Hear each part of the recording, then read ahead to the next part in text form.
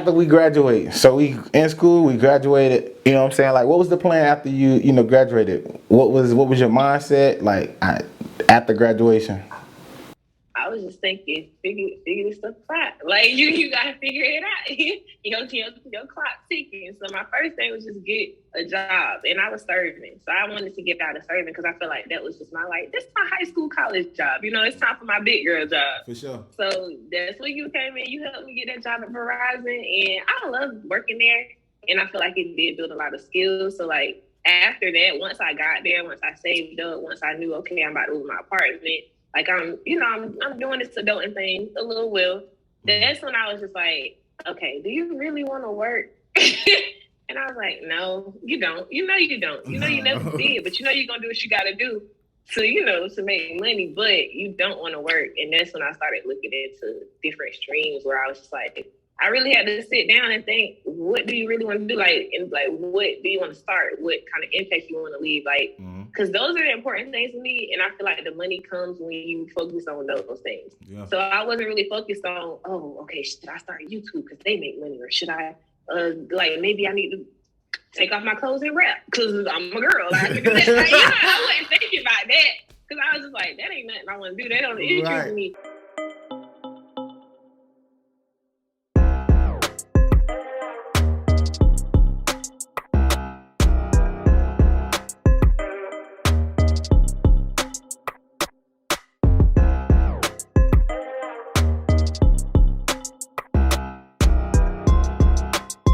Yo, what's up, everybody? It's your boy Armand back with another episode of Big Boss Talk, the podcast. Man, I have this guest special to me just because she's like a sister to me, man. Like, it's crazy because we went to school together as far as like college. We worked together after college. We started a little business venture after college and just after the workforce, and just being able to stay in touch and just be able to watch her and Marv grow together and see what they've been able to do as a unit to be able to, just kind of give people so many different opportunities to be able to make money, understand what, Wi-Fi money looks like, understanding what financial, freedom looks like. Because we talking to somebody that doesn't, that just trades kind of full time. They don't really work unless they want to work. As far as like, if I just need something to do, maybe she needs some benefits at the time. Like I gotta go to the doctor. I don't know how it works, but health insurance. Look, see, my thing is, but the biggest thing, the key is that she don't work for nobody, and she kind of working on her own time, and she just kind of living her own life. And so, man, I want Keynote, say what's up to the podcast. What's up, y'all? What's up, Big Boss Talk? Yeah, with the big host team. Yeah, for real though, I'm happy to be here. This my bro, then my bro. Yeah. It's gonna be my bro. So I'm just happy to see the journey you on too, because it's crazy. This podcast, you on my as soon as I got my MacBook, I subscribed to Big Boss Talk. You and ET. The first two I subscribed to, you and ET. Yeah. So I listen to y'all faithfully, and it's just dope. I love seeing what y'all doing. So yeah, man, appreciate it. Excited. That means a lot, man. I appreciate it for real, because obviously you understand what we're trying to do as far as the vision with the podcast. So it's always good to just see the the love and feel the love from different people from different parts of wherever they at in life. And so that's a beautiful thing. But let me tell y'all a little bit about her real name. I called it Kino, but her real name is Shekinah Wilder. All right, so let me tell y'all about Shekinah. And she's 24 years old. She's the co-owner of Blueface affiliate, Forex trader. She's a Forex trader. She has a bachelor's in business and communication. She's been in the field for 2 years now. So, Kino, we got to do two truths and a lie. It wouldn't be Big Boss Talk, the podcast, if it wasn't, and we didn't have it. So hopefully I can catch this lie. I kind of know, some stuff. I don't know a whole bunch, but I'm pretty sure I'm gonna try my best to catch in a lie. You know a good bit, so we go see. Cause I'm been taking L's left and right, so I need to get back on the I've been seeing. I was like, I gotta make him take an L. He been taking L's. I've been taking L's left and right. All right, so I got you. All right, so the only sport I've ever done was track and field. I have 3 brothers and 1 sister. Mm-hmm. I pulled my back right before I jumped a state leading jump in high school. That last one sound real. Why even make that up? You know what I'm saying? Like, that sound like it's still haunting you to this day. Like, you was supposed to go out there and do work. I did though. I pulled my back still... before I jumped the state lead in high school. Got you. So we know that's true because she's telling us that's the story. So yeah, right. My bad. Look, okay, you got 2 more. Listen, we too. I know how to get them on here. So done. 2 more. I got a 50-50 chance. All right. So you say 3 brothers and 1 sister, and then the only sport you ever played was track and field. 3 brothers, 1 sister. I don't know about no 3 brothers now. Never seen them in a family photo. You got a family photo. What's your incident? What's your incident? I done gave you one already. Never seen them in a family photo at all. Not even on the book. I'm gonna say the 3 brothers and a sister was lying. I know you got a sister, but I ain't never heard about no brother. I don't know, and I don't even know if it's 3. I think the only sport you probably have played is probably I felt like you done played a different sport than track and field though, like volleyball, basketball, something like that. But I'm gonna just go with the siblings. I'm gonna say that's the lie. That's the truth. I got 3 brothers and 1 sister. I got 2 older brothers, and the reason you don't see them on the book is because they don't like being on the book. Like they old, like they in their 40s, like. Now, they be funny. I love them. They're my bros. But they don't really be doing the social media like that. And then I got a younger brother, the one who I went to the concert with. He don't really be on it like that. And then my sister, of course, you been in her house. So, yeah, I got 3 brothers and 1 sister. It's 5 of us. Is that right? Yeah, it's 5 of us. And the lie was the only sport I done was track and field. I did gymnastics. Oh, my God. Hold on. So, you said, so none of them was... No, I have 3 brothers and sisters was the truth. The lie was that the only sport I've ever done was track and field. Oh, because you did gymnastics. Okay. I was about to say, man, what in the world? Okay, then. I knew I was gonna trip you up with that because I was like, nobody don't be knowing I got the. Nah, you got me with that. I ain't never seen. Everybody know my sister. Not even on Facebook. I ain't never seen none of that. But okay, cool. That's what's up. So then, how was why you get out of gymnastics? I got into gymnastics. I was young, and I think I was just like I did dance for a long time, and I love dance, like jazz, tap, hip hop. And then I got kind of bored, and that's why I got the gymnastics. And when I got the gymnastics, it was fun, but I ain't really a flexible little girl, and I ain't never really been that flexible. So I was just struggling a little bit. I could do little flips and stuff, but I was struggling a little bit on the flexibility part. And then I just got to the point where I was just like, this is not interesting to me no more. Like, I like watching other people do it. Yeah. Really interesting. So I got track in like 7th grade. And it was a wrap after that. Like, they tried to get me to play basketball, but I was just like, it's the same as track. So I can't, it's the same season. Yeah. I'm trying to go to school for this. But that's wild. I didn't know you did gymnastics, and a lot of people don't really. It's a lot of times where kids start with gymnastics, but they don't stick with it. And I wish. Yeah. And sometimes I don't know. They say men, if like men wanted to do gymnastics, like they'll be super. Yeah, like we'd take over, like with the athletic build.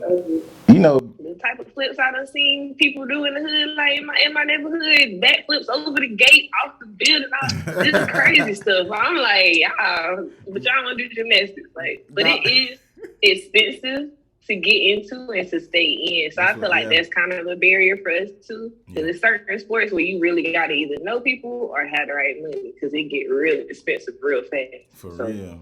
That's what they say. That and gymnastics and dance is pretty expensive too. Like they say the costumes in itself, like they're expensive, and you gotta travel. I'm like, whoo. You gotta do costume like every other week, and especially if you do molo. So I was in tap, jazz, and hip hop. So I ain't just had one performance. I had like a performance every weekend type, because I'm doing one, then I can go to the next, and I go to the next. Yeah. And it was just costume, then a new one for this, and a new one for this. Throw them away. We ain't wearing them no more. Next one, a new one, throw them away. We ain't wearing them no more. Like every. So I ain't really. I was young, so my parents, they ain't really show how expensive it was. When I thought back, I was just like, that had to be high. Some costumes was like $100, like each or more. So Hey. It had to get high. That's what's up, man. When you think about it, man, parents, you could tell, like, you never think about, like, all the money that your parents had to spend for you, like, when you was younger. So, like, Right. when you get older and you be like, dang, that stuff is kind of expensive, you be like, okay, Right. I appreciate you, Mom. Like, you ain't have to do that. Or I Thank appreciate you. you that. You ain't have to, I do appreciate them. yeah, you ain't To have this to. day, they paying for my party. To this day. Well, you get Mama told me, she said, I'm done after this birthday. I said, you've been saying that for 15 years now. I don't think you're done. She ain't But gonna, I thank you though. she ain't gonna put you out in the cold. She ain't gonna do that. She ain't got no time for it. Nah. I'm the baby girl. You can't do that. But nah, man. I did see that you took your little brother to the little monster trucks. How was that? My Malachi nephew. That's your nephew. I'm tripping. Mm-hmm. How was the monster trucks? I'm pretty sure that was just like. It was fun. Right. I ain't gonna lie. I was having he was having a good time, of course, but I was over there lit. Like they was like flipping my truck, standing on two wheels, and then like driving on the two wheels, and I was just like doing backflips. I was like, and niggas big behind trucks. Yeah. And we went down to meet them before. And so we were asking, like, how they got into it. Because we kind of figured it was like NASCAR where you, like, got to have family. Mm-hmm. Like, you kind of get passed down. Yeah. And that's exactly what they said. It was like, my granddad did it. I did it, like, type stuff. And it was like, how much the trucks cost? 6 figures. How much the wheels cost? About 4 bands each. Dang. Like, I was like, ooh, y'all is spending money. But it was cool, like, learning how they got into it. And then just seeing it and them doing it. Like, I was lit the whole show. Like, I was one of the kids. That's crazy. Y'all gotta have the little headphones too though, cause it's so loud, right?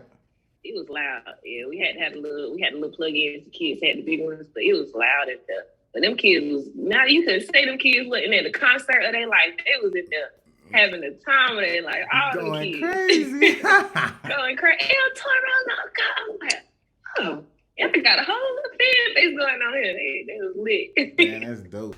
Pretty much, I want to dive straight into it, right? So I want to know, I'm starting to ask this question, like I've asked this question a couple of times in the last interview, and I always say it like this, like, what's your, tell me a little bit about yourself, or tell the podcast a little bit about yourself, as far as like your elevator pitch, right? So let's just say, if you was in an interview, obviously we know you unemployable, but if you was in an interview, and they said, tell me a little bit about yourself, what's your elevator pitch to make you like, this is me, you know what I'm saying? What I said for the Verizon interview? Yeah. For that Verizon interview, I got certain stuff I say, but I think it's an energy thing too. Like, I just feel like I have good energy, and I always try to project that good energy. Yeah. So I'm always just like this. Like, I'm always I'm gonna talk to you like I know you. So I'm like my name's Shekinah. One, I'm a fast learner. I'm educated and I know what I'm doing. Yeah. Not like that in that way, but I'm like, let me act like I'm in an interview. So I'm ambitious and I learn quick, and I also want to provide things to this company that hasn't been provided. I like what y'all are doing, and I also want to be a part of it. I love people. Usually I was in a customer service job, so I always pertain to how I love to connect with people. Like, I love people, I connect with them. Anytime I meet with somebody, I have a lasting impression. They want to come back. And also, I'm very good at what I do. I take pride in doing a good job. I'm very detail oriented, and I like to be at the top. Like, I don't like to lose. So that ambition is always going to drive me to do great in the job, whether it's my job or whether someone else is the boss. So somewhere, something like that, show them like, she gonna be serious. For sure. And that's pretty good, because once you I like listening to the elevator pitch, because you can tell if somebody like if they making it up or they like genuine about like how they feel about themselves, or the skill sets they may have mentioned, as far as like being very detail oriented, very ambitious, things of that nature. Like, I've known you since college, so I can kind of tell like what you're saying is very true, because I seen you, you know what I'm saying, as far as like in your own sport, and then also outside of, graduating, coming into Verizon, seeing how you worked in Verizon, and how you was wanting to cap out the commission, achieve, everything that you wanted to achieve, right? You could have kept, if you would have stayed, obviously it would have been a linear motion for you, but obviously things happen. But what city you from? Like small, like what? I don't even know what city you from. I do know Augusta. Aiken, like, yeah, somewhere around there. Aiken, South Carolina. Somewhere around. Like 30 minutes. That's where we go when we want something to do. Okay, got it. So Aiken, South Carolina, ain't nothing to do in Aiken, man. It's like ain't nothing to do but eat. Yeah, y'all ain't really got too much. So if you from Aiken, I'm sorry, but first, don't do us like that. Don't do us like that, cause we might not have much there, but the vibe is unmatched. Like you gonna meet the dope people there. You gonna meet some dope people there. There's some good people everywhere. I'm pretty sure. Yeah, but in Aiken, I feel like we ain't really got too much to do, right? And that's in a lot of small places. So you gotta be funny. You gotta have a personality. You just gotta be a dope person, or you just gonna be boring. They ain't got nobody to talk to and nothing like that. So you gotta like create moments. We was real good at just creating moments where it's like, okay, we gonna remember this forever. Like, even though we in Aiken, we gonna remember this forever. So shout out to my little small town. Okay, that's what's up. That's what's up. So then, what what did you want to be growing up? As far as like, what was your dreams? As from a young age to growing up. I wanted to be rich, and that was about it. I ain't gonna lie to you. I wanted to be rich. I literally, when I was maybe like 10, 18, I could use a computer a little bit. I Googled what profession made the most money. And from then on out, I wanted to be an anesthesiologist. Ain't like science, ain't like math, ain't like none of that. I just saw that they make a lot of money. And I like people. I can take care of people. Okay. I just put them to sleep, just dose them up. Like, hey, I'm young, so that's what I'm thinking. All I gotta do is put people to sleep and I can make this. Like, I can be living in the Hollywood Hills. Like, okay, that's dope. I can do that. So I literally just wanted to be rich. Up until, like, I wouldn't even say I really know what I wanted to do in high school. I just know I wanted to help people at that point. Yeah. Because I know, like, I saw where my people were, and I saw, like, how people's mindset was just either sports, rap, or nothing. Mm-hmm. Like, it was nothing about business. We didn't know nothing about finance. We didn't learn nothing from my parents. I love them to death, and they are great with their money now, but they didn't know too much then. So they couldn't teach me. So like we weren't learning about nothing. So like as I got to college and started to kind of figure things out, I just knew for sure that I wanted to help people, and I wanted to help people in that realm of like pursuing different areas, pursuing different like careers, different skill sets, different like really figuring out what they want to do. Mm-hmm. And so it became less about being rich and more about actually helping people. And that was just kind of the turning point for me, where it was just like, okay, but this is how you can still get rich. Like, it still can be a little bit about the money, but your main focus can't be on the money. Like, it just can't. I was listening to what Pastor Todd today. He was like, if your focus is the profit, then pretty much you won't have nothing, because your focus is on the outcome instead of what you're doing right now. So you can't focus on something that's not being worked towards, or you don't even know, you're not doing the steps to get there. Sure. So like, your focus on money, then you probably ain't gonna have too much money if it's just your main focus, unless you just one of them grimy type people or something. Like, it's probably not gonna have a lot of money. So I figured out then that I just wanted to help people, and even then I didn't know exactly how I wanted to do it. And I think that where I'm at now just kind of prevented that space to open it up. So I'm one of those people that I can't say I knew exactly what I wanted to do. I kind of just fell trial and error. Yeah, it was just trial and error. I just kind of fell into it. That's what's up. Nah, that's you probably the only person that hopped on here and said, look, I just wanted to be rich. Because a lot of people have, a lot of people just, obviously they grow up wanting to be a certain profession, whether they saw it on TV, whether their family, was putting it on them. For me, I saw it from family members. Like I saw how like my grandma like talked about my uncle, in like a super highlight as far as like, yeah, he out there doing his thing, he's engineer, da da da da. And I was just like, well, I want people to be proud of me, how they kind of proud of my uncle. So that's the kind of stuff I was chasing. But I figured out like, at some point along the way, you got to figure out your own way. Like, you can't be like somebody else. It's like, you got to figure out what you like to do, what you prefer to do, and like what you feel like you can do for the longevity of like your life. Because I had a bad conception of time as far as like when you think about it, choosing a career that you want to do for life. You have to be super dedicated to stay consistent for that long of a time. You know what I'm saying? Like, cause like people get in jobs and they work for a year and they like, oh no, I can't do this. You told me 20, 30, you know, well, back then it was like, you know, 35, 40 years before I had to retire. Like, oh no, I can't do this every day. That's why so many people change and adjust all the time.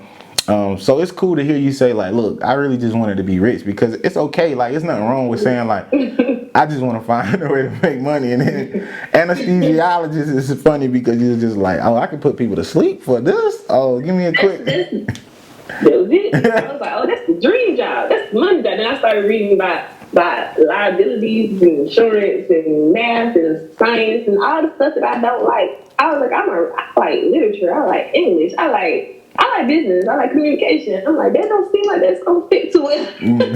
Not at all. Actually, like. Not at all. So then talk to me about, obviously we know what you wanted to do, you know, as far as being, you know, younger and then things of that nature. So you went to high school, you played sports, but obviously, you know, I know that you went to North Greenville due off a, you know, sports scholarship, but, you know, why North Greenville? Did you want to go to a, you know, any different school, or it was just like, I want to run track, so this is where I'm going to go? Like, what was your decision making on North Greenville? Because that's one of my, I ain't going to say regrets, but I would definitely change if knowing what I know now, like, I'm not going, you know what I'm saying? Like, I'm not playing football for the long haul, so it's like, so it's like, go somewhere, Like, and I knew I wasn't gonna run. I felt like I knew I wasn't gonna run track after college in like 9th grade, and it's not because I wasn't dedicated enough. It's not because I ain't love it enough. It's not because none of that. It's just because I just knew well, maybe it was not dedicated, because I knew I was dedicated for what I was doing now. But then I knew how dedicated I would have to be for what doing it for the long haul would be. Yeah. And I don't think at the time I was young and I just wasn't mentally prepared for that dedication. So I did above and beyond to get my scholarship. I did above and beyond to compete in school, but I did not do above and beyond to compete professionally. So I knew, okay, it stops after you graduate. And going into college, I like that story about me jumping the state leader jump. That was my senior year. Like, I was jumping consistently. I had people looking at me. I had like USC, like different HBCUs, but they weren't giving full rides. It was like partial or half or stuff like that. So I was like, okay, like I knew going into that competition, I had to jump something far, because I was like, okay, like you got to get at these schools. You don't want to go to North Greenville. Like you want to go. I ain't even, at the time, I just thought Greenville was like country. I was like, I don't want to go out there. I don't know what's out there. I don't know nothing. And so, I don't know nothing. I don't know these people. Like, so I was just like, I don't want to go. They came down to see me and everything. Like, they took us out to eat. Like, they was on me. Yeah. And I was just like, I don't want to go there. So right before that jump, like, I long jumped. And while I was warming up, I, like, slipped. The board was a little wet. And I sprained my back. So 30 minutes before the triple jump competition was where I need to jump at, I got ice on my back. I'm not warming up. I got ice on my back. But my high school coach is like, you compete through everything. So to me, in my head, it was just like, wrap this up. Yeah. Like, let me go do some drills. I gotta go. So like, I knew what I had to do, and then I jumped like the state league, and it was just like that brought in a little more offers, but it was still like, okay, you just jumped the last pretty much jump of your last year of your last season. So like, we don't got too much, consistency with this to go by. For sure. So it was just like, it was kind of like North Greenville or Payton. And so then it became, it got to North Greenville. First year, horrible. They tried to make me back into a 400-meter runner. I'm a jumper. I know how I can do it. Yeah. But I don't want to do it. Like, y'all messing up. What y'all got me to jump, and y'all got me running the 4, the 2, the 1, the 4x4, the 4x1, leading off. You the fastest girl. I know that. But that ain't what I came here for. That ain't what I came to do. That ain't what I came here for. So at first year, I was on the phone with my daddy. Daddy called my auntie, my cousin at A&T. I'm leaving. I'm going to the HB studio I want to go to. I'm not staying here. I can go there. I can. She already talked to the coach. I can get a little bit of money. and we'll figure the rest out. I'll get some loans.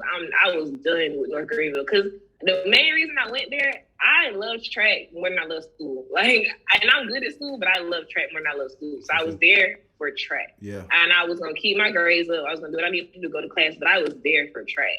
And so to go there for one thing and they just doing the complete opposite. It's just like, what's the point of me being here now?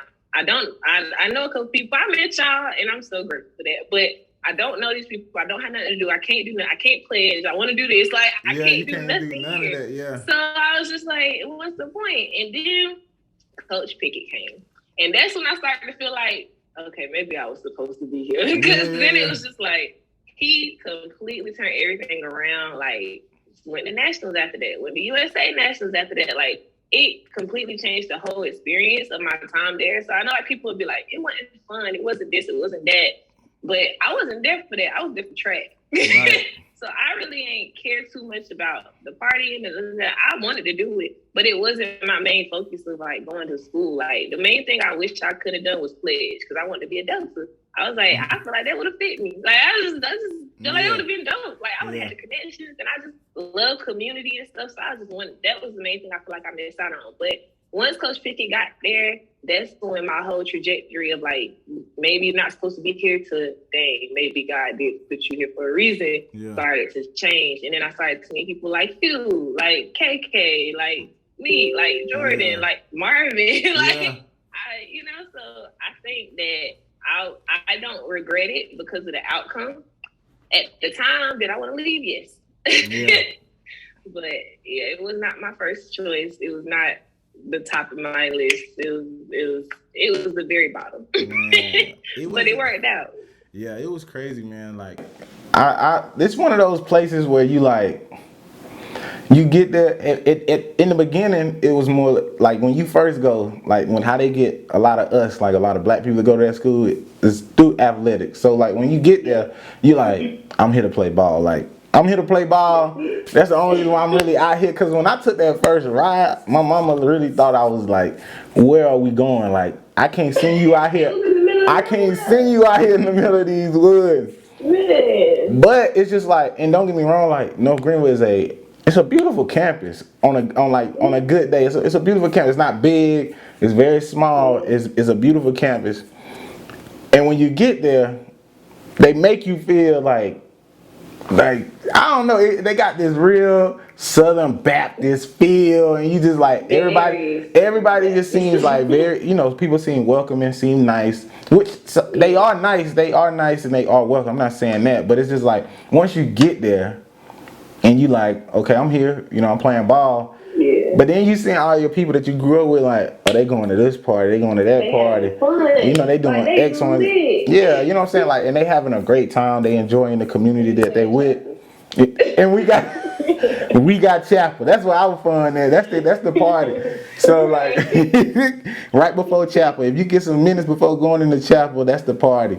And party right there in front. Yeah. So, but I mean, and it's one of those, like I was saying, it's one of those places where when you there and you stick with it, it's like, okay, I'm here for a reason, because you do meet some amazing friends as far as like lifelong friendships, people that you can kind of count on, people that they gonna do very well, graduate and be super successful, and so it's just one of those things where the relationships that you build, you don't want to you don't want to take those back, because I don't regret the relationships are always gonna be there. I just wish, like you said, it was just a little bit more activity, get the full college experience. And I don't know if North Greenville will ever change or become not private. But yeah, I don't think so either. But who knows? I think like just the experience, like as we had to create our own experience just being black there, because it was just like it was nothing there for us. And I think that's the part that made me mad too, because it's like y'all doing these little things, but nothing pertaining to us. During Black History Month, we got that one black preacher that came in during chapel. I used to feel so disrespected. Like this is like y'all. It's Black History Month. Y'all ain't even acknowledging Black History Month, but y'all just go throw a black pastor in. Right. Like what we doing, man?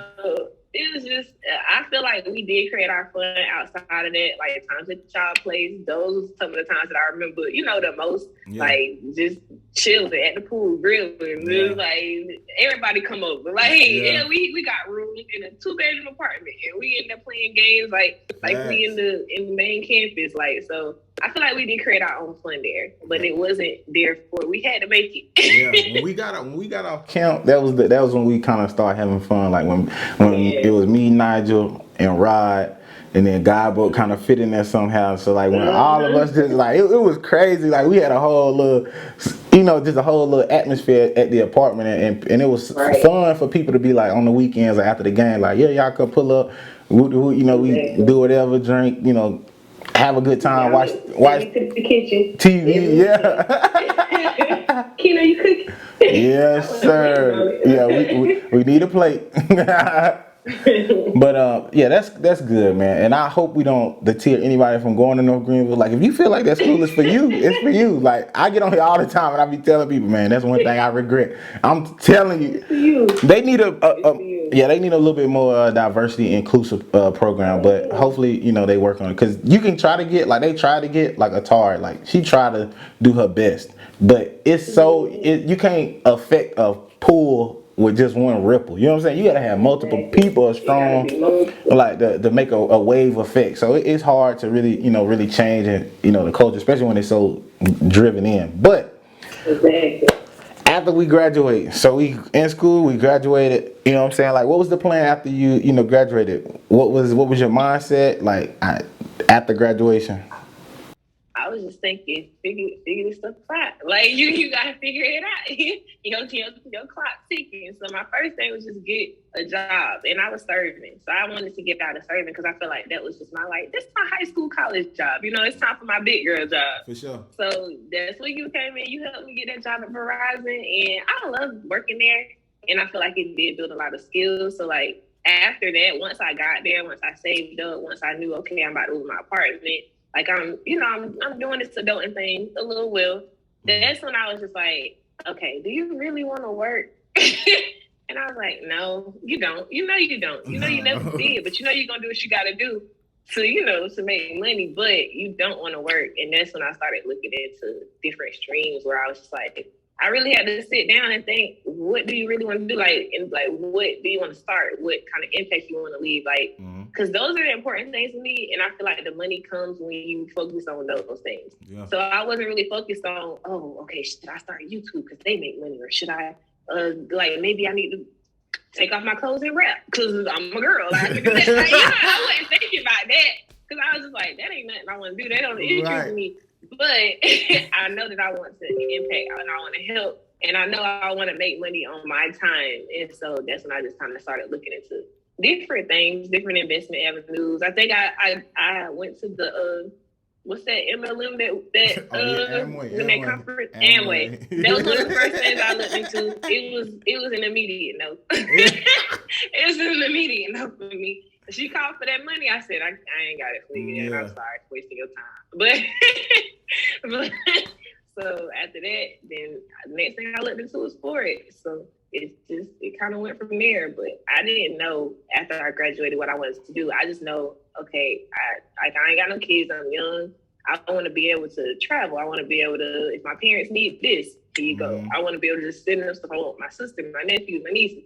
Like, I just want them to be straight. And I always knew, I don't know really how, I just always knew that was going to come from me. Yeah. Like, and not to say, like, my other family members are so great. Like, they creative, they ambitious. I get it from them. But it's like just something just always clicked in my head. Like, if you want them living the way you living, it's going to start with you. Like, you're going to have to open that door. You're going to have to do something. And I didn't know exactly what.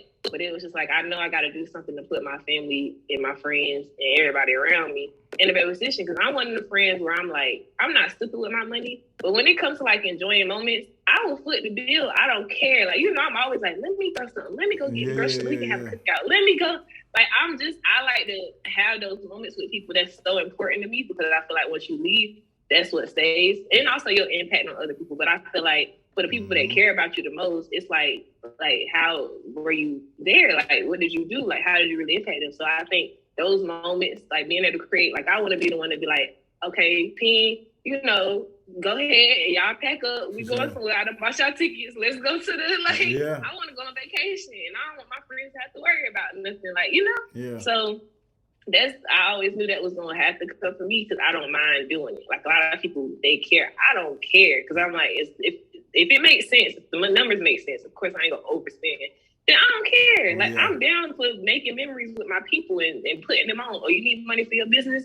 Okay, let me be the first one to invest. Like, show me what you got. Like, I want to be that. So I knew after school, after Verizon, when I started working there, that it just had to be more for me. Like, it had to be. It was a bigger picture, and I was planning for a while of just, okay, I'm going to go here. And I talked to you about it, like, okay, how long does it take to be a manager? Like, I was asking all those questions. Because I was just like, okay, maybe this is the path I need to go on. You know, you don't really know. You just kind of figuring it out. So I'm like, maybe I do need to work here for a while. And then maybe with that, then I'll do. But things ain't work out like that. I was really just focused on just trying to figure it out for not just me, but everybody around me. So I was like, okay, I know how to make money. Like, I'm a hustler. I ain't never had no problem making money. Right. But how do I want to make it? Was my main question. That's dope. I mean, that's hard. Like, and I guess, you know, the biggest thing I want to highlight is that you was never scared to try something. You know what I'm saying? Like, obviously, you open-minded to hearing, you know, all different things because it's people making money in every single lane. And like, I hate people that really pass a whole lot of judgment on like companies that do like MLM companies or like things like that. And not saying that they don't have a valid point where I can see where the process or their mindset, they can see how it looks a certain way, right? But you can't, but you also can't knock the fact that there is proof in the pudding as far as like people being very successful and making money from this. So like if it's proof and you making money, then you can't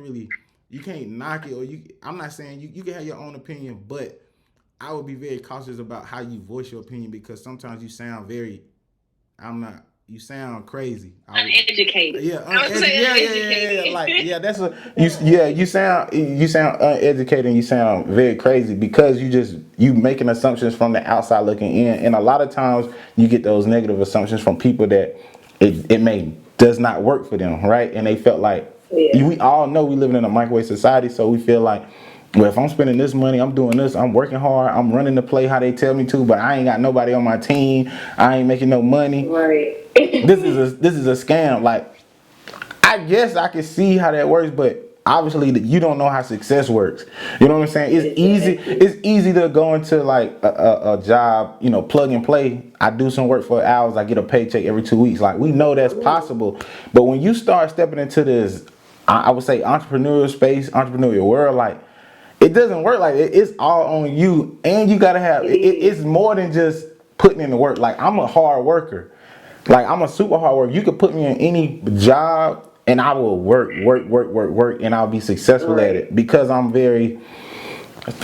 type A, I'm one dimension. Sometimes I feel one dimensional, but when you get into an entrepreneurial space, you can't be one dimensional. It's more or less, you gotta know how to attract people. You got to know how to build people up. You got to also know how to listen to people's emotions and take those into consideration and be like, okay, I'm hearing you. I understand. Then you got to understand on the flip side that you putting all this money in and you're not getting an immediate return on investment. Nothing out right now. Right. So at the time when you start, it's just like, what am I doing? Exactly. You're like, what are you doing? Like, you feel crazy because I'm like, dang, I ain't made no money back, none of this. You know what I'm saying? But I'm gonna keep investing in it, like. Right. But that's you know, when you step into the entrepreneurial space, like, that's what success looks like. That's why when people, you know, entrepreneurs or people that start their own company and they do very well, they get so passionate about it because, like, you don't know where they started from. Like, it didn't start like this. Like, I didn't just happen to, you know, come across $1 million or have the number one clothing brand or the number one skincare line. Like, I really had to put in work to get this, and there was a lot of money in the front end that I had to put in that a lot of people didn't see, a lot of rejection I didn't see, to now on the flip end, you seeing the final product. So that's why I say, you know, when people talk about those, you know, specific companies, it's to me, and this is my opinion, this is me, I feel like people are very uneducated, and then people also, in this world of council culture, you can, if you get enough people on the right train feeling the same way,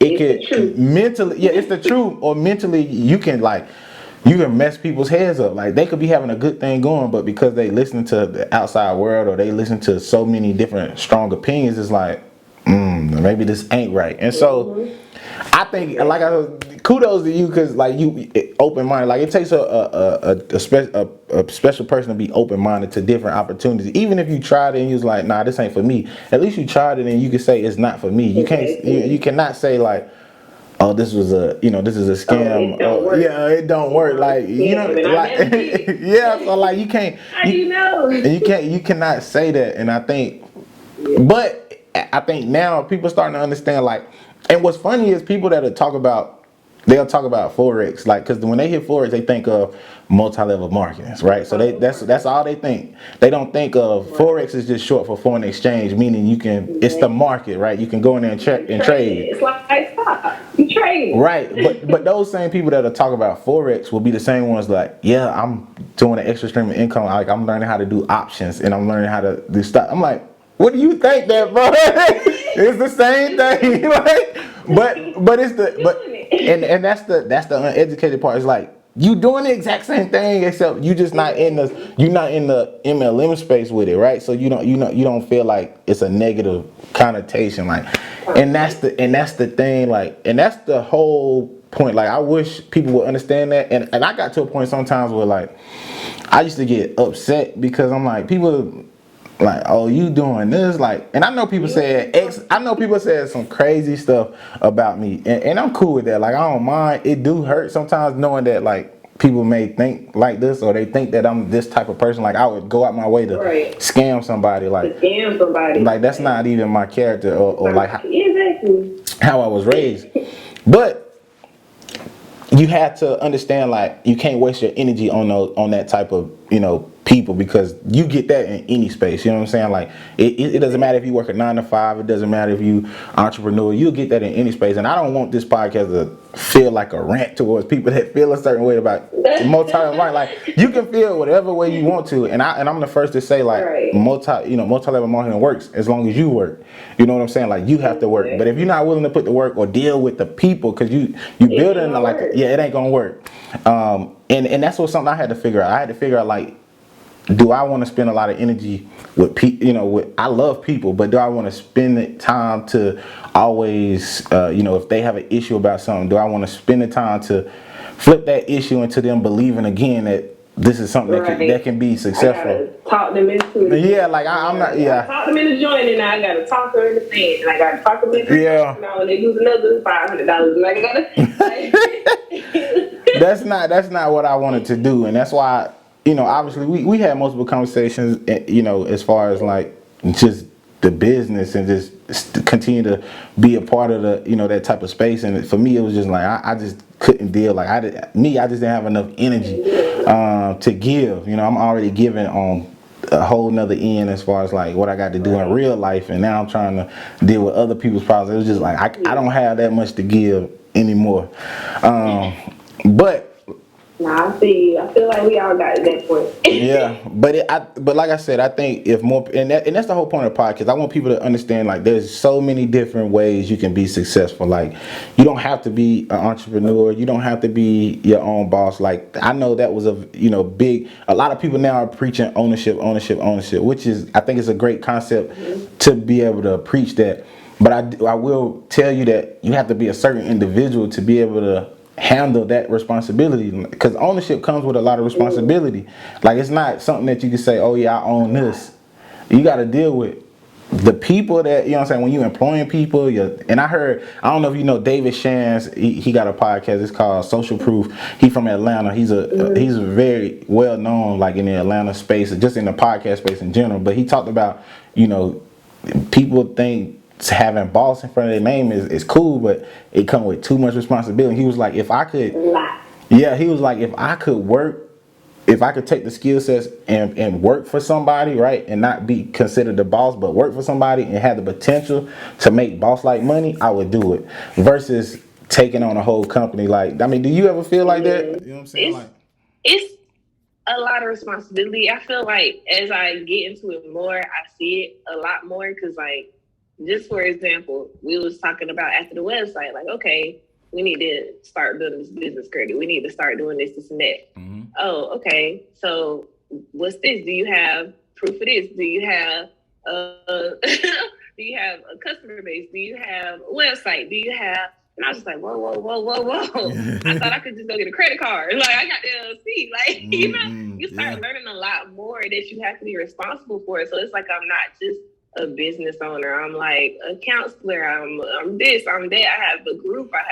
I got to handle logistics. I got to handle payments. I got to handle taxes. I got to handle the website. I got to handle everything. And on top of that, it's enough already to have to handle a lot with a business, but it's also enough when you actually providing a service and you have to keep in contact with those people. Mm-hmm. Like, a lot of people sell stuff and that's it. Like, I sold some shirts and that transaction was one and done. Like, they might hit me up again, but I don't have to check on them. I don't have to make sure they're good. I don't have to teach them. I don't have to do none of that. We have to educate. We have to make sure they're good. So it does get to be a lot sometimes, especially in the MLM space, because then it was all about going fast. Like, it was like, go fast. And I feel like I ain't gonna say impossible, but I feel like it's hard to get 50 people in and then have all the 50 of those people be successful. Rather than you get 5 people in and you can focus on those 5 individuals and make sure they see success. And then it was like, we getting 50, we getting 100, like we getting 100 in 2-3 weeks, people joining. And it's just like, we got to show all of them everything new and make sure all of them understand with one Zoom call. We got to make sure 100 different personalities understand how to start something they never did before with one Zoom call. And not only that, but when they lose money, because you will, we got to motivate them and call them again and get them to pay them monthly to stay and keep doing it. So it was a lot in the MLM space. Like, you had to be responsible for every part of it. And we took onto it pretty quickly. I feel like we did catch on quickly, and it's a lot still more to learn, of course. But with the MLM space, a lot of people do say, it's a scam, it's this, it's that. And I feel like I know for a fact it depends on, of course, who you come into. If they're not owning up to what they do, if they're not giving you the results they promise, if they're really just BSing, then it's a scam. But as a whole, it's not a scam. It's created a lot of millionaires out of that, you know? And if you go into that with the mindset that I'm really going to help people, then it's not going to be a scam. You're going to genuinely do what you want to do to help people. But if you go into the mindset with, I got to sign up this many people to make this much money, everybody's a number. You're not looking at people as people no more. You're looking at everybody as a number. I get 2 more people, now I'm making 5,000. I get 20 more people, now I'm making 10,000. I get, like, you looking at everybody as a number, so you're not even focused on their success in the business at all. You're not focused on if they know how to trade. You just want them to sign up. You just want them to hit the link and pay money and for your GV to go up in the back office. And I was never like that. So I feel like that kind of gave me an edge on, because it was like, I can't just bring these people in and not offer them nothing. That's your I can't name. That's your reputation. And not, it's all right. Like, that's my reputation. Like, what if I want to keep doing this? Like, I have to provide good service to the best of my ability. I'm learning, but I have to do it to the best of my ability and let them know. Like, I think everybody really caught on to how genuine our group was. Like, from you to me to Chris to Marvin. I'll say us because I feel like we was kind of like, it was us 3 and then Chris came in and started trading, so it's kind of like us 4. Yeah. So, like, all of us, and mention let's like the leaders, we had to really hone in on teaching people, and you have to take on a lot of responsibility, because you're not just, you have to wake up every day ready. It don't matter what you feel like, because now you got to deal with other people's feelings. So I wake up in the morning, I don't feel like doing nothing. I just lost $500 too.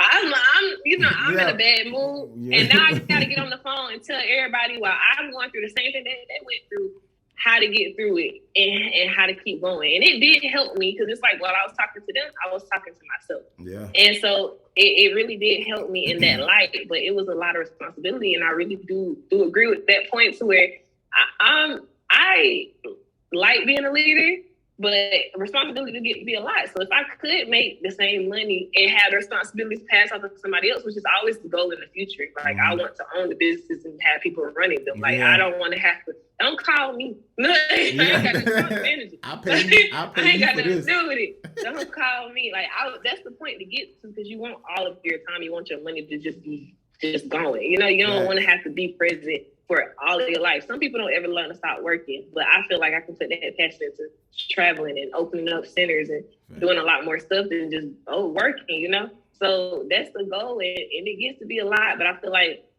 it does take a certain person to handle it, and it takes a decision for you to make that I am going to handle it. Because it could have been very easy just to be like, I don't know these people.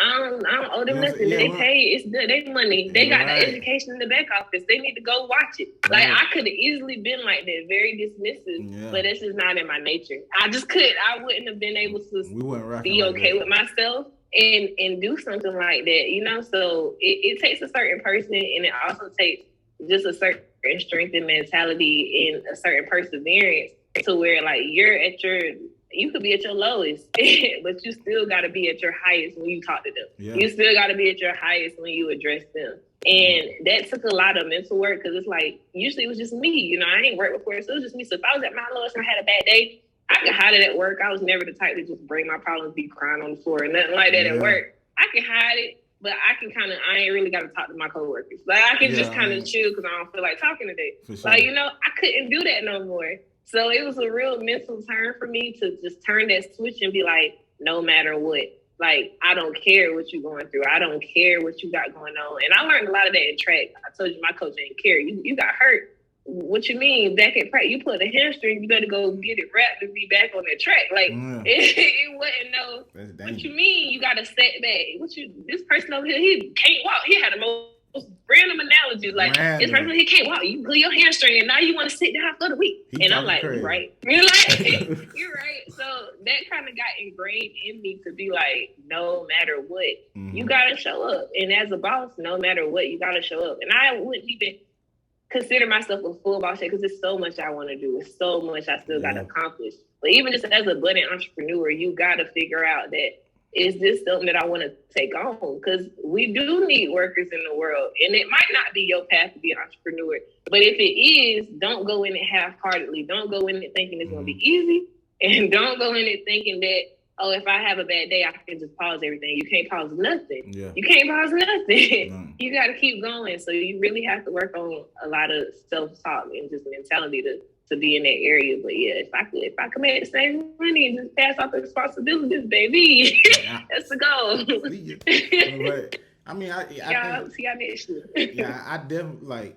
Man, like I've had multiple conversations like just like that to myself. Like, I really try not to tell people, you know, as far as like what I'm dealing with, because I feel like sometimes they don't, if they not in the space, they really don't want to hear, or they won't understand. And so like I just stopped at some point, just stop wasting my time just trying to tell people like emotionally, you know, what's going on, or like just mentally what's going on, because you're not gonna understand.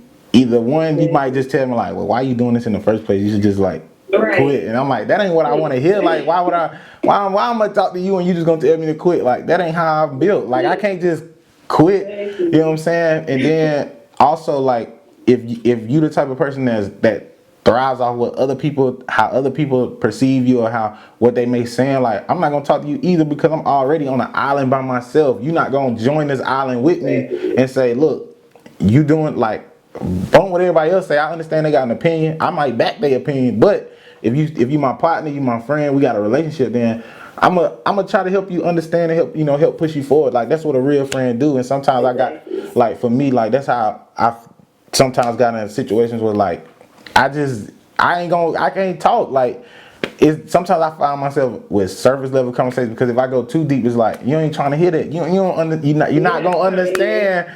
And then I'm gonna have to hear the world already done told you this was what's gonna happen. I'm like, okay, yeah, the world say that, but it's possible. Like, you don't believe that I can be the one that be like, all right, I got you, but they just don't. Yeah. And so, but to hear you say, kind of like all that, as far as like just the mental stress, like it's real. And then we had like the crazy thing about the group grew so fast. It was crazy. Like, we was bringing in people left and right, and if you don't have a process in place, you don't have structure in place, like, you can get lost quick. Like, you can bring the same way you brought in over 1,000 something people, you can lose within a week. You can lose them 1,000 something people. So, but it's real life skills that you learn doing a MLM, especially when you see success fast and you have to fall back and be like, oh, I grew too fast. I need to set these processes in place, because you're gonna lose because you grow so fast. You're gonna lose people, and you be like, okay, cool, I lost people, but why did I lose them? You always constantly trying to figure out why this happened, and then once and then once you figure out why, it's like, okay, well, this is what we need to put in place so that doesn't happen again. So as you growing, you learn, and it's so interesting to be on the outside looking in, but have an inside perspective. You see what I'm saying? Like, I was in it, now I can go out and I can look and say, wow, we was really learning a lot fast. And just mentally, I can get it. Like, the way the world is now, like, as far as like just mentality, mentally, I can understand how people can be like, no, I'm not, you know what I'm saying? I'm not doing this. I'm not doing it. Yeah, I'm not doing it.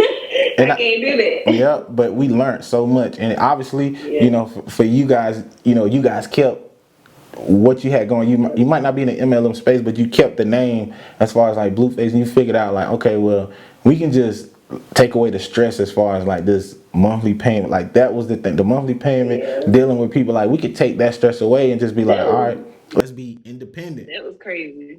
You know what I'm saying? That was the main thing. People was like, I don't want to, if I don't make this, then I don't want to pay. Right. Like, I ain't make it to pay. So, and like, what do you tell people when they come in and they invest? They pay $300, they pay $400, they pay however to something, they pay however much they pay, they put something in their account, and then they go a whole month and don't make it back. And that it's on them. That they ain't wake up. That they ain't plugging sticks. They're not doing the work. They ain't do nothing but pay the money. But you gotta cater to their feelings and just be like, well, no, like, well, like, you really have to be in a different space. So taking away the monthly was key, because it was just like, okay, you come in, you pay one time, and then after that, you learn. Like, you just focus on learning. You lose money, that's okay. You ain't got to invest nothing else into us. You got to invest back into your trading account, but you ain't got to invest nothing into us. So I think that really, like, the fact that we went, independent, and we took everything that we learned from the MLM space, because you can't lie, they millionaires. They taught us a lot. Watching the Rays, Brandon, all them, watching their videos on YouTube, going on their lives, following their pages. I learned a lot about business. So what I say with the MLM space is, and I heard it, Fresco said it. I don't know if you know him, but he's a trader and investor. Fresco is. He used to have a dream. Yeah. So he said, he was like, if you come in there, you have to come in there with the intention of wanting to learn something, whether it's trading, whether it's business, whether it's whatever, because it's all there. It was all there. Like, it don't matter. I ain't gonna speak for all groups, but for most groups, it was all there, because even if you had a subgroup, you still knew who the main leader was. You can follow their page, you can get on their calls, you can do this and that. So if you went in with the intention of, I'm going to get something out of this, then you're going to get something out of it. And I think that's what we went into the teaching of. Is like, we go into stuff as athletes, we can't lose. We don't go in with the mindset of, well, if I lose, then, we don't go with that mindset. We go in of, when I win, or we gonna do this, or we gonna conquer that. Yeah. So that's how we came into the MLM space of, okay, I got to talk to people, I got to sign people up, I got to learn this, I got to educate people, this, that, and the third. So let me go in with the mindset of, even if this don't work, even if they close the whole company down tomorrow, I'm not leaving with nothing. I think a lot of people don't come in with that mindset and they leave with nothing, and that's when they feel scammed. But even if you didn't make money trading, even if you didn't learn money trading, I learned so much on the business side. And if it was available to me, then it was available to everybody, because it was public. They was sending the links out. It was on Zoom, Instagram giving out the links. So I feel like once you came in and you saw that maybe you had a misconception of, I'm going to be driving a Lambo next month, which I don't know why you think that. Well, they come in with a misconception, I'm going to be driving a Lambo next month, and I just got to pay this money and get on these calls a little bit here and there, and boom, I'm rich. And that's not how it comes. It works. And even with trading, what I always say is people discredit it, or people don't believe in it because they think it's easy, because they're used to hard work in the sense of clocking in. They're used to hard work occupying time. So they're used to equating hard work with how long I work. For sure. That's not hard work. It is hard work. I'm not gonna say it's hard work, but that's not the only form of hard work. They equate it with, if I do this, then I get, because they equate it with hours. I make 20 hours. I work 8 hours. That's what we see in our forever. That's what you see. That's what you taught. So when you come into this, and I'm telling you, I sat in front of a screen for 30 minutes to make $1,000. Oh, that's too easy. That can't work. That's too easy. There's no work involved in that. You know how many thousands I had to lose to make that? It's a different type of work. Like, it's mental work. It's a lot of mental work. Yeah. It's a lot of studying. And it's a lot of gaining education. Like, you pretty much put yourself in school again, and everything's on you. You don't have to show up to class. You don't have to study. You don't have to go find a book and read it. You don't have to invest in another mentor. You don't have to do none of that. But if you want to be successful, then that's what you have to do. Yeah. So, that's what you want to do. This is what you're going to do. So I feel like people came in with the misconception of to get money, get rich quick, and they thought, oh, I just plug in numbers, and it's too easy. So they discredit it because they don't equate it with hard work. But I think the hardest work you can do is mental work, because you know how many people be stuck in their ways for years? They don't never think about thinking another way. They don't never think about changing their mentality. And you know how hard it is to shift stuff that you learned from years to a whole different way of thinking, and consistently stay with that and not revert back to what you were thinking before, or take a big L and now you just complete off. You really have to gain control of your whole mindset, of your whole mentality, of everything that's going on up to here. And I think that's the hardest thing that I've had to do. Yeah. So far, I would say that's the hardest thing that I've had to do in my life, really, because even with track, I'm one of those people where I think things came easy. A lot of things came easy for me. I was just naturally athletic. I was going to always be good at something. Mm-hmm. I was naturally smart. I didn't have to. When I tell you, I don't know how many times I studied in college, I didn't have to. When I saw the information, I remembered it. And that was just that. I don't have to do too much. Like, I studied for 30 minutes before the test and I get an A. Like, it just always came. So succeeding came so easy. But I think succeeding came so easy because the successes in relation to this were so small. Like, it was just, that's normal. Who can't get an A? Like, who can't, if they got the natural ability to go out on the track and run, if they got the ability, you know? Right. So it just got to the point where in this, I was seeing loss. So think about, you come from just winning, everybody proud of you, to you just taking straight L's. And you ain't never took straight L's in your life. Like, and you just looking like, is it me? Like, am I really not that ambitious person that they told me I was? Am I really not that good? Like, was it just easy? Like, you start questioning so much about your mentality and your character because you don't know how to handle it. At least for me, that's how it was. I didn't know how to handle it. I was just like so used to winning and so used to things just coming to me. Like, I'll say this, my mom said when I was a kid, like, a pastor spoke over me. And my name means God's glory. Shekinah means God's glory. But he spoke over me and said that I will always have abundant blessings in life. And that always stuck with me. So I don't really stress. It's been times like when we first started trading where I at that week of the rent paid and I ain't had the rent money. And I'm just chilling. You would never know. Like, I was just chilling. I bet you when the first came, I had that rent money. So I feel like God really do have his hand on me. And in my head, I feel like he always had his hand on me. And in my head, when I started losing, I felt like he took it off. I felt like, what did I do? Like I've been doing stuff right. Like, you just kind of took that off of me. Like, it was kind of easy. What you got? Come back. Like, what you doing? Come back. I need you. What you doing? Come back. I need just a finger. Like, just a nail. Like, touch me again. So it was so hard, like, dealing with that and figuring out that space of, okay, you might be going through this, but it's necessary right now because you had the mindset to win in those spaces. And you thought that was the mindset that you needed to win in every space. Yeah. And it wasn't. You have to keep growing it. You have to keep elevating it. Every single day, really. Like, every year you're going to always be learning.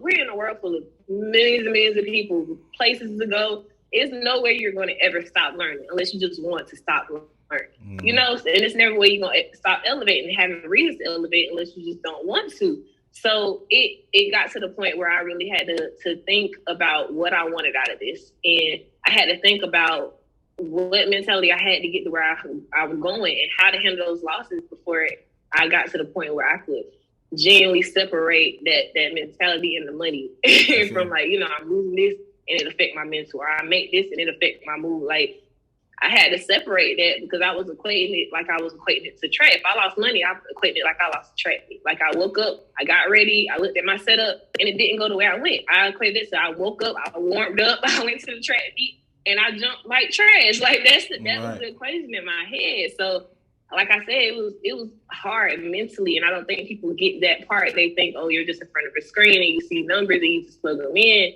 That's easy. That's too easy for it to be real. That's too easy for it to be like, you got to go to a warehouse. You got to do this. Like, no, it's hard. It's just a different type of hard. Yeah. That's all. It's just a different type of hard. Yeah, I think that's the best way to put it. Like, it's hard. It's just a different type of hard, and you just got to get out of that microwave society. But I can't really blame it on the people that come in because as far, and this is why I say the MLM space. I'm pretty sure it didn't start off like this, but it changed as things grew. Like, you start to, you want to grow the business, you want to get people in your business, so you start to promote your lifestyle. So when you promote your lifestyle, once you hit a certain pinnacle, like, you promoting this lifestyle, but you're not telling people how long it took you to, obtain this lifestyle. And then some people do get lucky. I mean, I ain't gonna say luck, but some people do grow super fast and it connects, and people just have that charisma that people really love and they want to be a part of your team. But you can't take an outlier and try to make it everybody. So like when I think about outliers, I look at Bryson and them. Those are outliers. You know what I'm saying? Outliers, meaning like they had everything right as far as like the charisma, the look, just the popularity. You know what I'm saying? When people look at you, be like, dang, bro, cold. Like, I want to be that. You know what I'm saying? So like those are outliers, but you got to take somebody like, I would say, like me, or just somebody like, let's just say they don't have those, maybe they don't look good, they not sexy. When doing something, you know what I'm saying? They don't have that presence. Right. So how do you get somebody like that and get them to a Bryce? And it's like, I'm not saying you can't, but it's super hard, and you got to be mentally prepared for what's to happen. And I heard on the podcast, it was like this lady, she was in MLMs and she stopped, right? But she's super successful now. I don't know. Her name was Ronnie Brown. I don't know if you ever heard of her, but I would look her up on Instagram. It's RONNE and then Brown. So, but she said, don't lead with money and cheese because you only attract rats. So she said, don't lead, like, and a lot of times people leading with money. So when you trying to build a business and you trying to build people that have core values that you have, when you leading with money, you only gonna attract rats. And those are the people that they just out for the money. You know what I'm saying? Like, they don't have the right mentality. They just looking for a quick lick. And then she was like, when mice and rats get hungry, they end up eating each other. So meaning, if your business is built with nothing but mice and rats, you start to get this negative, you know what I'm saying, this negative energy, and they start to eat at each other, and they'll do anything to surpass the next person, which we seen, in our business, where you get the wrong energy, the wrong type of people, mice and rats, they start to eat each other. And then and I just thought that was funny how, when you was talking, I was like, man, that's a great example to just, let everybody know, like, you don't have to lead with money. Like, if that's your way of bringing people in, then that's fine. But you got to also know, when you lead with money, you got to know who's coming along with that. You're going to get some genuine people, but then you're going to also get those mice and those rats. That's why, when, you know what I'm saying? That's why you get the PPP loans. It was hit. You know what I'm saying? The PPP. You got the PPP. I should signed up for one too. Yeah, I said, but you ain't got those mice and those nobody rats. go to jail. You ain't get those mice and those rats. But I think, man, we done had a great conversation. I think it's been cool. What I do want to end the conversation with is just tell people about, Blueface affiliate. Obviously, if they looking to trade, learn the skill first. Like, I really would preach, like, learn the skill, first. Because, you got to learn it first. You got to be knowledgeable. You got to understand you're going to take some losses as well. But the losses don't equal the gains. You know what I'm saying? Like, like I'm a true testament of just like for me, like just the losses do not equal the gains, and so. And so it's just been awesome just to be able to, like, for me, it's like something I know and it'll never go away from me. And I can know I can hop on the screen at any time and be like, and make some money. Yeah, make some money. Yeah. But tell people about Blueface, man. We want to get people connected if they looking for, you know, a different way of earning money. And after they heard the mentality session, right, through, you know, what we had to go through and just the mindset, just tell people about Blueface, where they can find you guys and what they would be walking into if they was to be a part of Blueface. Yeah, so Blueface affiliated, you know, we're independent now. You can go to our website, bluefaceaffiliated.com, and really see, you know, what we're about, what our company is about, and what we offer. But we offer mentorship in Forex specifically. We want to expand to cryptos and different realms of just that technology, all the new technology, NFT things coming out. So we're learning. We ain't going to stay old heads and just focus on Forex. We're going to continue with the wave and hop on. So we offer our mentorship, and we have a back office with calls. We take everything that we've learned from our mentors and pour it into you. So we're going to make sure that everything that we know, everything that we didn't know at the beginning, that you know. And also, you're going to come in, you're going to get everybody's favorite part, the signals. So we're going to tell you exactly what to trade. We're going to tell you how to trade. And y'all, when he say the losses don't outweigh the wins, a bad week for us now is like 1 or 2 losses. I know you remember when we blew accounts. Like the whole week was ill. Like you back to back losses. Like a bad week for us now is still making 3, 4, 5,000 that week. That's a bad week. Like that's off. Like what was going on? We got a back test. We got to really figure it out. Fact. So to see that the people in our group are growing, like, you know, we offer that to anybody and everybody. It's a one-time fee. You can go on our website and check it out. And when you come in, you're going to get the same passion that you see that I hope you got for this interview. That's what you're going to get when you come into our group from us. We want to make sure our people are winning, especially people that look like us. We want to make sure y'all know that different revenue streams are possible. So we're going to educate you. We're going to feed you with the signals. And we're just going to make sure that you really get a grasp on this trading thing. You can make it either full-time, part-time, but you can know what you're doing in the market. For sure.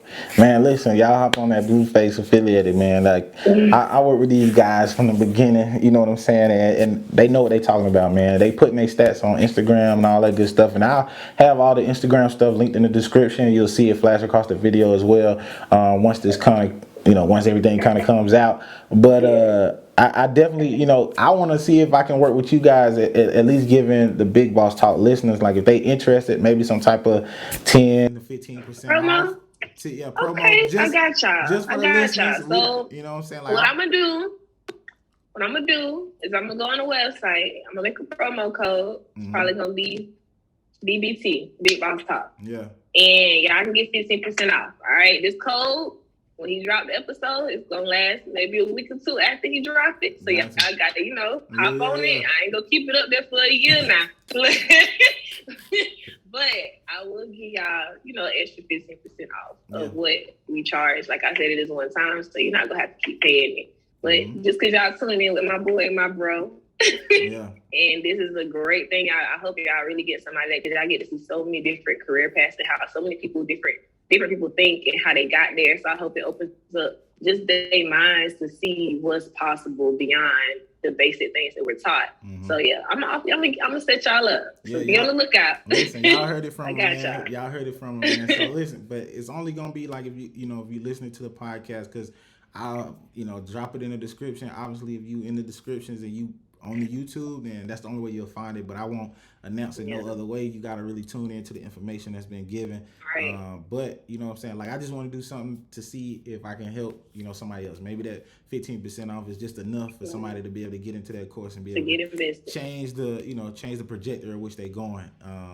And that's it. That's all I want. I want to just be able to help other people. I don't want none of that. But man, Keynote, man, thank you so much. It's been a pleasure. I'm gonna let you get your Saturday back. You and Marv do something fun. Y'all go to the gun range or something like that.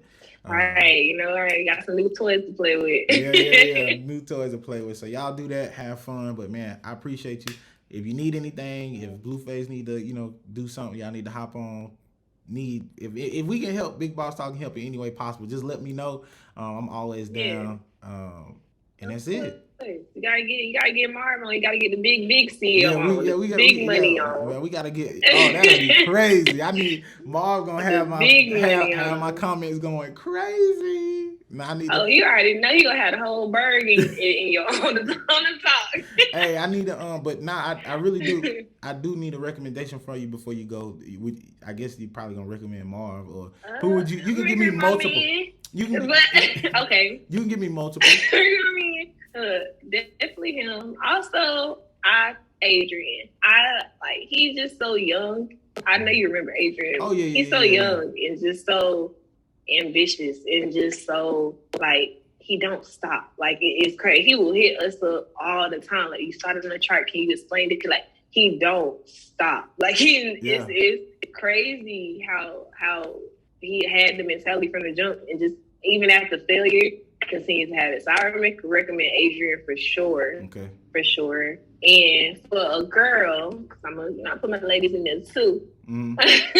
For a girl recommendation, I'm gonna go with. Who am I? I'm gonna go with my friend Tamaria, and we not close, but she do YouTube, and so she got a big platform already. But I see how hard she's going on YouTube, and it's just dope to me to see her progress through that. She's from North Carolina, and so I'm gonna suggest her to Tamaria, and I'm gonna suggest Adrian and Marvin. Okay, so cool. There's 3 people. I need them. So what I need you to do is just send me their information as far as however they like to be contacted, whether they don't mind giving out their phone number, whether it's Instagram. Just send me over that information. Gotcha. But then also I need you to do a warm plug in, and just be like, hey, I just did this podcast. My boy gonna probably hit you up. It'd be dope if you could do it. If not, no big deal. But he gonna hit you up. Definitely. I got you. I'm going to hit him up after this. All right, bet. Well, I'm going to holler at you, man. Hit me up. Let me know if you need anything. Bro. But thank you so much. It's been a pleasure.